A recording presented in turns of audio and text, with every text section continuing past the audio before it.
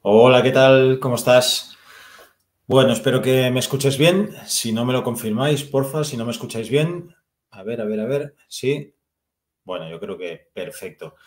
Bueno, antes que nada, agradeceros que estéis aquí otra vez. Estamos ya con los directos. Hacía tiempo que no hacíamos un directo y volvemos porque tenemos muchas más cosas que anunciaros. Tenemos novedades que vienen de cara al año que viene, al 24, aunque parezca ya que está muy lejos, pero está aquí mismo. Y, uy, tengo las gafas muy sucias y yo creo que no veo nada. Bueno, no creo no. No veo nada por las gafas. Espera, ahí está. Vale. Bueno, nos han llegado ya preguntas, pero sabes que nos las puedes hacer aquí, escribirlas y iremos contestando en directo. Mañana por la mañana te voy a decir que cuando... A ver, ahí está.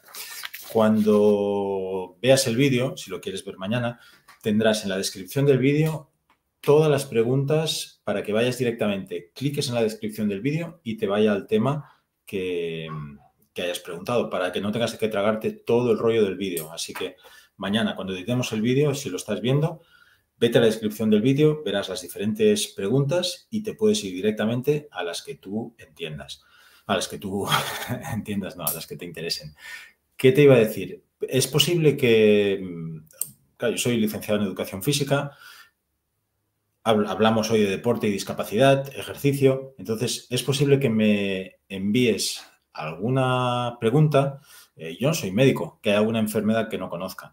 Entonces, no te preocupes, si me das algún dato más concreto, yo lo veo y te digo qué ejercicios tienes que hacer, porque hay enfermedades muy raras que es difícil conocerlas. Entonces, las más comunes seguramente sí, las podremos hablar. Yo tengo ya unas preguntas que me acaba de pasar mi equipo y las iremos comentando, ¿vale? Entonces, ya te digo, si hay alguna que no conozco, pues la vemos, la hablamos y si no te la contesto hoy, te la contesto otro día, ¿vale? Pues vamos a ello. Déjame que antes... Vale, ya lo tenemos enviado. Bien, perfecto. Pues lo que te comentaba... Perdón, espera que tengo un problema técnico aquí. Tenía esto... Vale, ya todo controlado. Bien, si te parece, arrancamos con la primera pregunta. Me puedes ir escribiendo, ya sabes, y comentando las preguntas que quieras que iremos intercalando. Bien, la primera es, tengo un familiar que ha tenido un accidente cerebrovascular, ¿vale? Un ictus. ¿Puede hacer HIIT? Para los que no sois especialistas en deporte, HIIT es un trabajo de, bueno, las siglas serían High Intensity Interval Training, que es un trabajo de alta intensidad, trabajo de resistencia.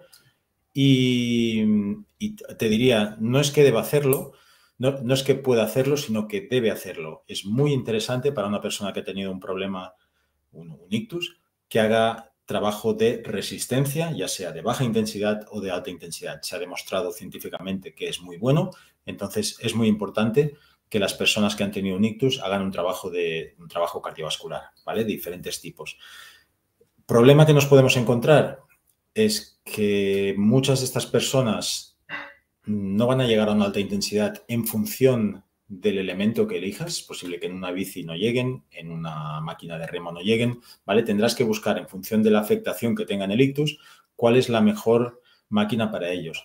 Y después hay un tema muy importante. Alguien que ha tenido un ictus tiene una medicación, toma unos betabloqueantes y eso hace que su frecuencia cardíaca no sea la misma que la de una persona que no ha tenido un ictus. Así que no te puedes regir por los mismos parámetros, mismas fórmulas para la población normal. Tendrás que buscar la fórmula adaptada para calcular su frecuencia cardíaca máxima, ¿vale? Eso es muy importante porque si no, igual lo destrozas y no va a subir nunca intensidad, ¿vale? Pues bien, primera pregunta anotada, respondida. Vamos a la segunda. Yo tengo 6 ya, así que voy tirando. Nos pregunta Isabel Pachón, gracias por tu pregunta, Isabel. Vamos ya, las que vayan surgiendo las voy contestando y así las otras las vamos intercalando. En el caso de un lesionado medular, ¿cuántas veces a la semana se debe entrenar hombros, brazos y espalda?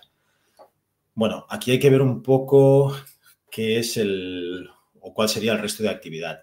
En principio, has citado varias partes. Hombros va a ser el punto a tener más en cuenta porque el hombro es una articulación que no está pensada para soportar cargas pero en un lesionado medular va a ser como sus piernas. Entonces van a tener que soportar mucha más carga para la que están preparados, ¿no? Entonces, el trabajo de hombros va a ser muy importante. Tienes que ganar mucha fuerza, pero además tienes que hacer muchos ejercicios preventivos, porque si no es fácil que se lesione, y si se lesionan los hombros, eliminamos su día a día, porque no va a poder moverse en la silla, no va a poder hacer las transferencias del sofá a la silla, de la silla al coche. Entonces, es importante que los hombros los trabaje, pero a la vez los cuide mucho, con ejercicios muy específicos, que no estén contraindicados, ¿vale? Es un trabajo un poco distinto. Y lo pueden trabajar a diario, no hay ningún problema, ¿vale? Lo que pasa es que tienes que buscar el trabajo adecuado para ello, ¿vale? Entonces, podría trabajarlo cada día. Pero además tiene que trabajar otras muchas cosas, como la estabilidad, trabajo de core, que le va a permitir evitar caídas, ¿vale? Mejorar mucho en ese aspecto. Bien, seguimos con la siguiente pregunta. En una persona, bueno, mira, la siguiente pregunta iba un poco en relación con esto. En una persona con paraplegia, ¿cómo debe trabajar los abdominales? Bueno, primero va a depender de la altura. No es lo mismo que tenga una lesión muy baja a nivel de cola de caballo, que es posible que pueda caminar con dificultad, o que tenga una lesión más baja más alta, en zona lumbar o en zona dorsal o dorsales altas, ¿no? Entonces va a cambiar muchísimo cómo trabajar los abdominales. Hay que tener un enfoque un poco más global, no pensar en músculos aislados, los abdominales, el recto anterior, sino ver un poco, los músculos nunca trabajan de manera aislada. Cuando hago un movimiento implica muchísimos músculos. Entonces los abdominales, lo más importante es la estabilidad que nos dan. En una persona con lesión medular se producen muchas caídas que tienen unas consecuencias muy graves, fracturas óseas. Entonces es muy importante trabajar esa estabilidad central, que va a implicar acciones mucho más globales, no tanto movimientos aislados de un grupo muscular como oblicuo, recto del abdomen, lo que queramos ver. Y después siempre trabajar con ejercicios que supongan cierto desafío a esa persona, o sea, un ejercicio que me genere cierta inestabilidad, cierto trabajo abdominal, pero que yo lo pueda superar. No puede ser que en cada ejercicio me caiga, ¿vale? Entonces, los abdominales los deberéis trabajar en función de la altura de la lesión, pero siempre el objetivo va a ser el mismo, buscar esa mejora de la estabilidad central, esa mejora del equilibrio, para ganar fuerza y prevenir caídas, ¿vale? Son las dos principales acciones. Bien, otra pregunta. Mi hermana tiene esclerosis múltiple y no sé dónde puede hacer ejercicio. Bueno, esta es muy genérica, porque va a depender de dónde vivas y todo. Habría que buscar un centro especializado donde pueda hacer. Pero yo te voy a decir, mañana os voy a comentar. En las preguntas que me hagáis os voy a poner enlaces que tengan relación. Si me preguntáis algo de abdominales, pues os cuelgo un vídeo, ¿vale? Tendréis todo esto. Mañana os voy a colgar aquí el enlace a unas clases online que tenemos nosotros, ¿vale? En la que puedes hacer 12 clases nuevas cada mes. Están adaptadas, una persona las hace de pie, otra persona las hace sentadas, ¿vale? Para que las pueda hacer todo el mundo. Entonces podrías hacerlo, sería un tipo de clases que podrías hacer en casa sin ningún problema, a tu ritmo, porque si no tendríamos que buscar, pues si nos dices tu centro, tu población, podríamos buscar algún centro especializado, ¿no? Que estén formados, pero desconozco un poco más. Bien, seguimos. En mi caso, mi hija de 14 años tiene parálisis cerebral infantil. ¿Cuáles son los mejores ejercicios para ella? Bueno, no tanto en parálisis cerebral o lo que sea. Olvidaros de unos ejercicios buenos o malos. Los ejercicios son buenos o malos para cada persona. Es decir, una persona con parálisis cerebral va a ser diferente a otra con parálisis cerebral. Una persona con lesión medular va a ser diferente a otra con lesión medular, a pesar de que la lesión sea la misma vértebra. Igual que una persona que no tiene ninguna discapacidad es diferente a otra. Entonces, hay unos patrones generales, unos trabajos de resistencia que van a ser muy importantes porque tienden al sedentarismo, un trabajo de fuerza que va a ser importante, un trabajo de relajar cierta musculatura. Parálisis cerebral, pues toda la cadena anterior tiene mucha tensión y está un patrón muy en cierre, entonces deberemos estirar toda esa cadena anterior. Pero pensad más siempre en que los ejercicios van a ser específicos para cada persona y no tanto para una lesión, una enfermedad, una patología o una persona o algo en concreto, ¿no? Un grupo general. Hay unas pautas generales a seguir, como ya te digo, va a haber unas zonas con mucha tonicidad, otras que no tanto, y tendrás que ir por ahí, trabajos de resistencia fundamental, pero habrá que personalizar mucho más. Por eso debéis buscar gente especializada en entrenadores especializados en este sector. Bien, seguimos con otra. Tengo espina bífida y me muevo en silla de ruedas. Y el médico me ha recomendado que haga natación. ¿Qué es lo mejor? Bueno, igual es un poco fuerte lo que voy a decir, te diría que cambies de médico, pero bueno, normalmente es una recomendación muy general que hagas natación y bueno, está bien, pero aquí tenemos dos problemas.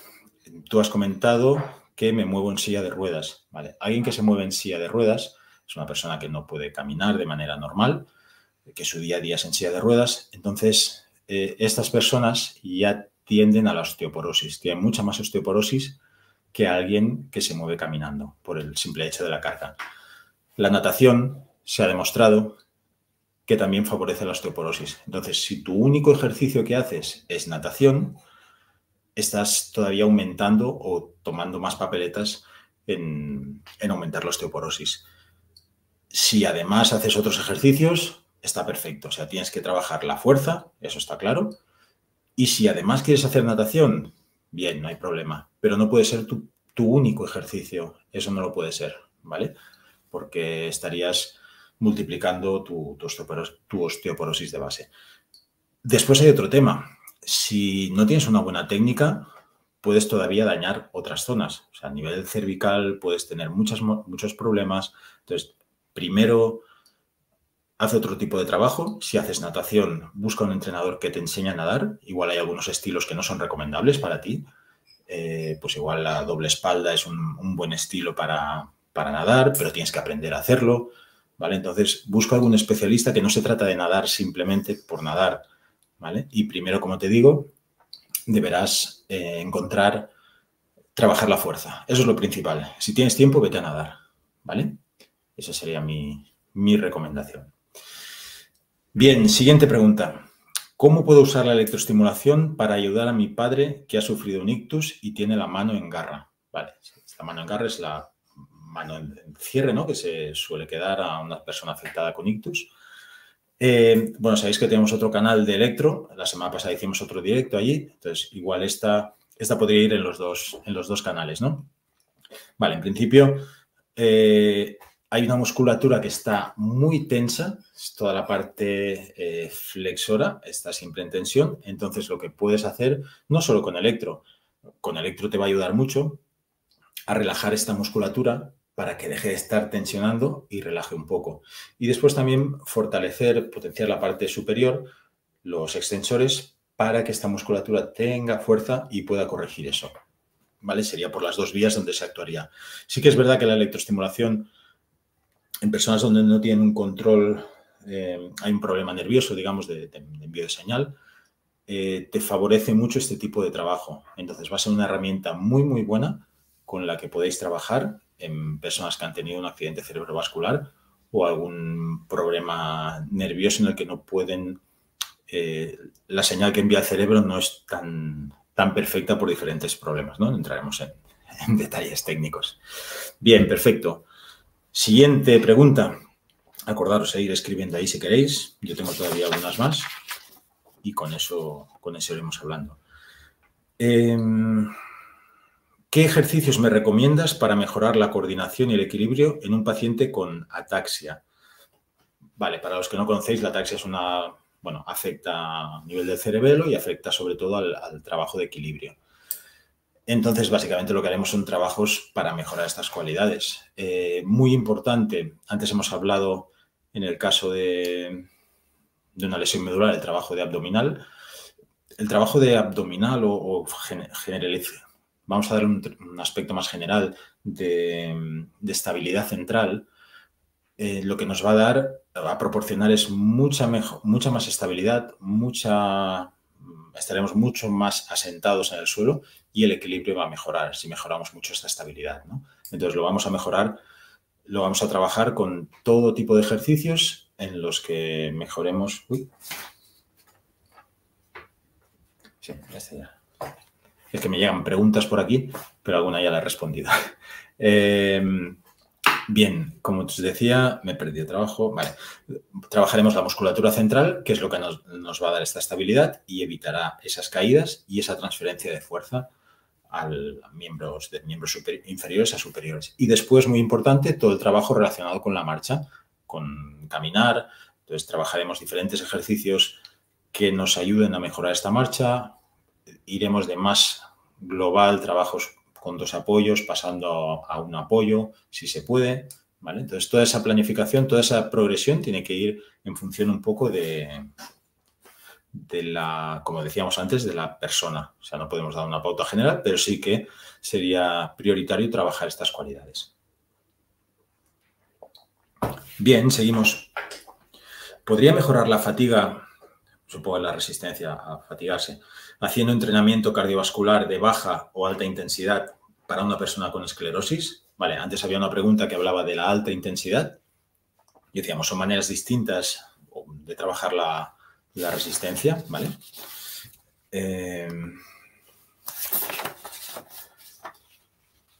Perdón, que estaba leyendo la siguiente pregunta y me liaba. Y sí, como os decía, está demostrado que el trabajo cardiovascular de alta intensidad, de media intensidad y de baja intensidad mejora en una persona con esclerosis múltiple.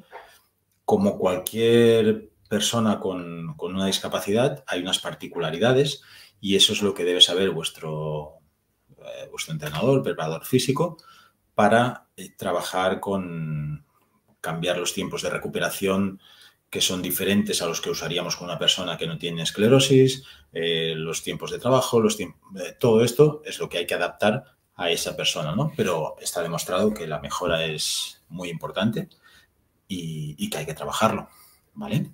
Bien, seguimos. Isabel nos pregunta, ¿cómo puedo hacer un plan de ejercicios para un lesionado medular en la torácica 12, lumbar 1? Bueno, es que lo que debes hacer es primero establecer los objetivos de trabajo, ver el estado inicial en el que está la persona. Siempre hay que hacer una valoración inicial para ver cómo está. Nosotros lo que hacemos es una valoración que la puede hacer todo el mundo. De hecho, hemos buscado los mejores test que hay validados a nivel científico, pero que se pueden hacer sin material, porque no tiene mucho sentido que busquemos alguna máquina que solo tiene un centro en Estados Unidos. No, necesitamos cosas que podamos evaluar nosotros en un gimnasio de otro barrio, en un centro de entrenamiento, todo, ¿no? Entonces, primero hacemos una evaluación, vemos cómo está, tanto a nivel de sistema cardiovascular, fuerza, movilidad, ¿vale? Evaluamos 8 ítems, que es lo que nos marca el Colegio Americano de Medicina Deportiva. Y a partir de ahí diseñamos el trabajo que necesita hacer esa persona. Es importante saber que lo principal, o sea, si solo pudieses trabajar una cosa, trabaja a nivel cardiovascular, que es la principal causa de muerte en una persona con lesión medular. Debido a que van sentados, son personas sedentarias. Entonces, todo lo que estamos hablando de la población que no tiene lesión medular, población, digamos, que no tiene ninguna lesión ni enfermedad, que nos está comiendo el sedentarismo, pues imagínate a alguien que pasa todo el día sentado. Entonces, si no puedes trabajar nada más, céntrate en el cardio, luego fuerza, no sería o sea, deberíamos trabajarlo todo, pero bueno, primero habría que medir y a partir de ahí trabajar todas las cualidades, ¿vale? Pero claro, es muy difícil decidir hacer un plan. Bien, cardiovascular de baja. Este lo tenemos. Bien, recordad, id preguntando como Isabel, que vamos contestando, ¿eh? Recomendaciones sobre el trabajo cardiovascular en deportes paralímpicos donde el hombro sufre una carga importante. Vale. Es decir, ¿qué trabajo cardiovascular tengo que hacer en deportes paralímpicos donde el hombro sufre una carga importante? Primero, igual que lo que acabamos de comentar con Isabel, primero debemos analizar cuál es el deporte. Porque igual no necesito trabajar el sistema cardiovascular. ¿Vale? Estamos hablando de deporte, ¿eh? No estamos hablando de salud. Entonces, si el deportista es un lanzador de jabalina, el sistema cardiovascular no lo voy a trabajar. ¿Vale? Como os decía, aquí no hablamos de salud. Para una persona con lesión medular es la principal causa de muertes, pero si hablamos de rendimiento, a mí me da igual, no voy a perder el tiempo en eso, que lo trabaje si quiere después o no. Pero eso ya no es problema del entrenador. Entonces, analizamos el deporte. ¿Necesita trabajo cardiovascular? No lo trabajo. Siendo un poco más completos, digamos, deberíamos trabajar los hombros, como os he dicho en una pregunta al principio, porque es la zona donde más se lesionan.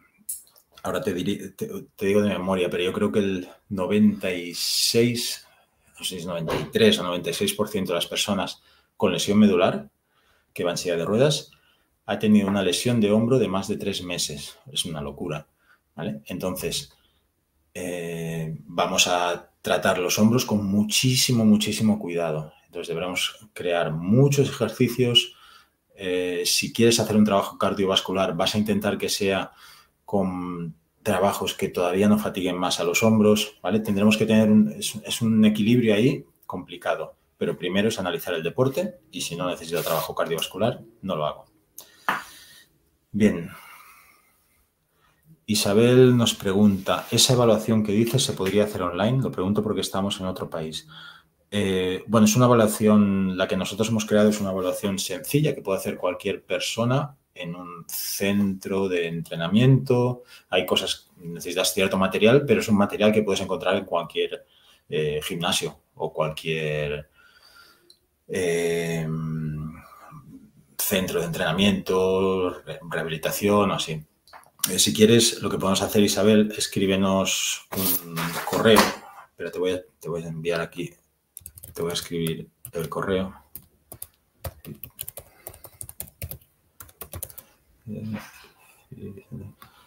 Vale, ahí lo tienes. Escríbenos algo más detallado aquí y te lo contesto con calma y así hablamos más detallada, ¿vale? Sin problema. Porque es una evaluación que se podría hacer a distancia. Podríamos enviarte nosotros qué tienes que hacer y evaluaríamos sin problema. Bien, seguimos. En personas con Parkinson, ¿es interesante usar la electroestimulación como técnica para mejorar la fuerza? Sí, en principio es muy interesante. Sí, te diría que sí, ya.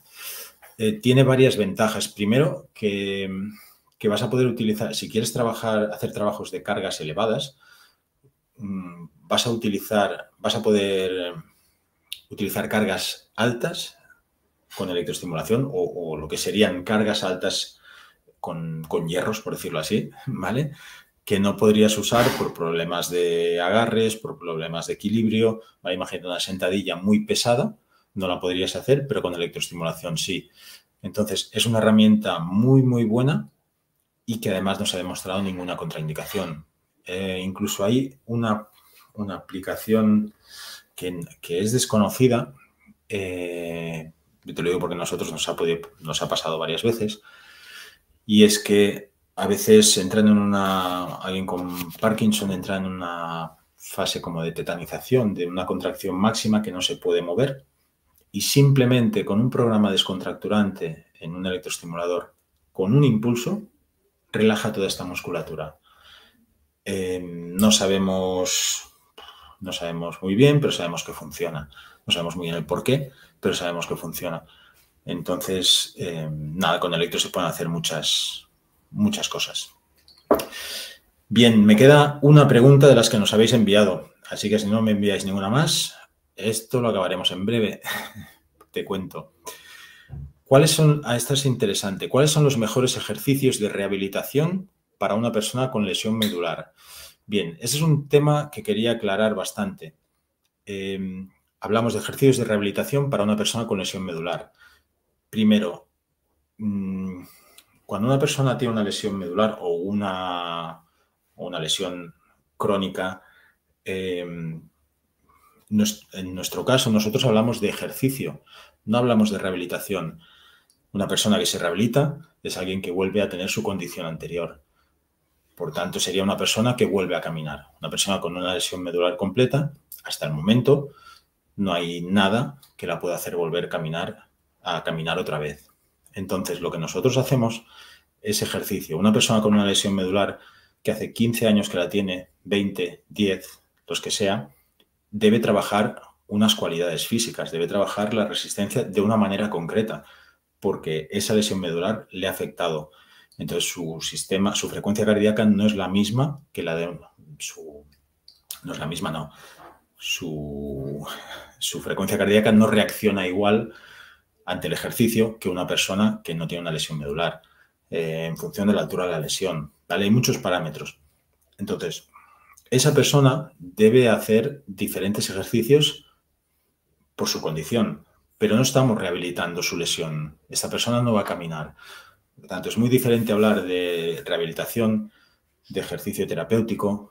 No estamos haciendo terapia de nada, sino que estamos trabajando las cualidades físicas que necesita esa persona, igual que una persona que no tiene ninguna discapacidad va al gimnasio o a su centro de entrenamiento y entrena las cualidades que necesita.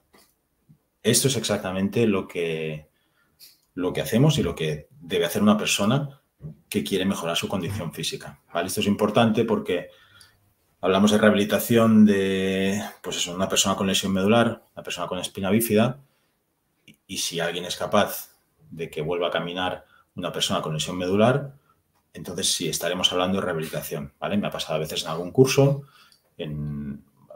concretamente en el máster que doy, y no hacemos rehabilitación, ¿vale? Nosotros hacemos ejercicio físico para las personas que tienen una lesión, una discapacidad, como le queramos llamar. ¿Vale? Pues bien, esta era la última pregunta que tenía.